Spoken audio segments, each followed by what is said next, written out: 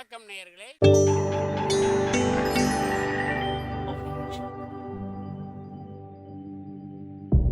மகிழ்ச்சிக்கோர் தென்கட்சி என்ற அலைவரிசையில்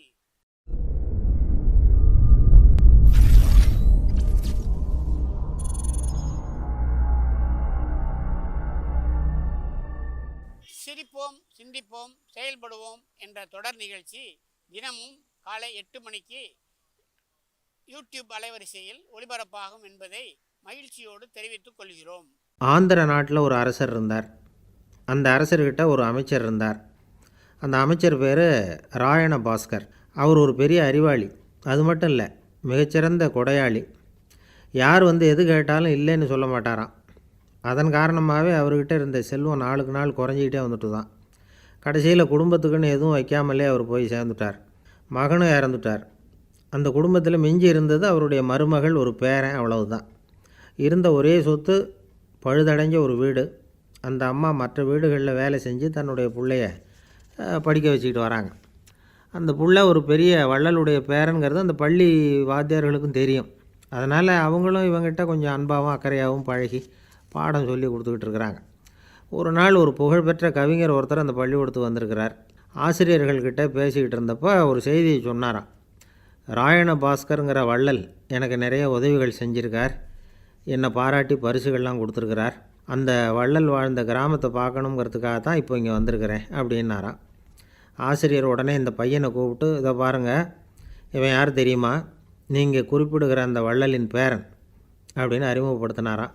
கவிஞரின் கண்களில் ஆனந்த கண்ணீர். அந்த பரவச நிலையிலேயே அந்த வள்ளலை பற்றி கவி பாட ஆரம்பிச்சுட்டாராம்.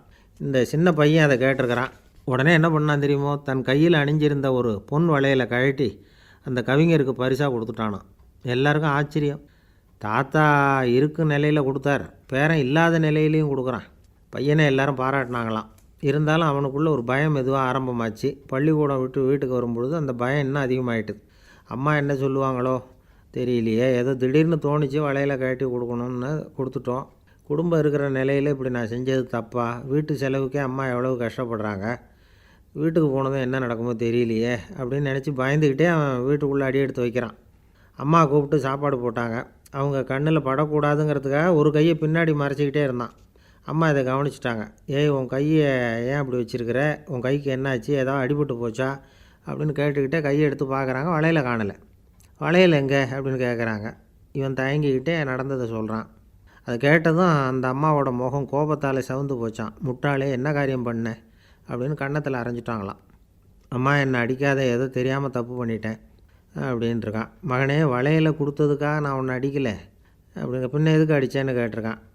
உன் பாட்டனார் ஒரு பெரிய வள்ளல், அவர் எதையும் பாதி வேலையாக செய்கிறதில்ல, அவருடைய பேரை நீ அரைகுறை வேலை செஞ்சுட்டு வந்திருக்கிற அப்படின்னாங்களாம். என்னம்மா சொல்கிறேன்ருக்கான். நீ ஒரே ஒரு வளையலை மட்டும்தானே கழட்டி கொடுத்துருக்குற, கொடுக்குறதா இருந்தால் ரெண்டையும் சேர்த்துல கொடுத்துருக்கணும், அதுதானே உங்கள் தாத்தாவுக்கு பெருமை அப்படின்னாங்களாம்.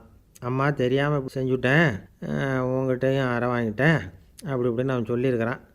இப்போ அம்மா கொஞ்சம் இருங்க, அந்த கவிஞர் இன்றைக்கி நம்ம ஊரில் தான் தங்கியிருப்பார், நாளைக்கு காலையில் தான் அவர் எங்கே இருக்காருன்னு விசாரித்து இன்னொரு வளையலையும் கொடுத்துட்றேன் அப்படின்ட்டுருக்கான். மகனே, நல்ல செயல்களையெல்லாம் நாளைக்குன்னு ஒத்தி போடாத, நாளைக்கு என்ன நடக்குங்கிறது யாருக்கு தெரியும், இப்போவே போ, எங்கே இருக்காருன்னு பாரு அப்படின்ட்டுருக்காங்க.